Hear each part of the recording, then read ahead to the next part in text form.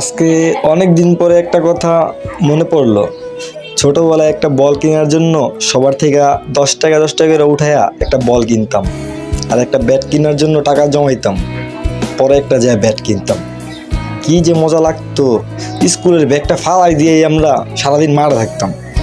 আর এখন ব্যাট কেনারও টাকা আছে আল্লাহর রহমতে, বল কেনারও সামর্থ্য আছে, কিন্তু ওই যে বন্ধু বান্ধব তো নাই, হারাই যায় নাই। যে যার পরিবারের দায়িত্ব নিছে, এখন সবাই সবার পরিবার নিয়ে ব্যস্ত আছে। ইনশাল্লাহ আমরা একদিন আবার এক হইব, আবার খেলাধুলা করব। বন্ধু, সবাই ভালো থাকো।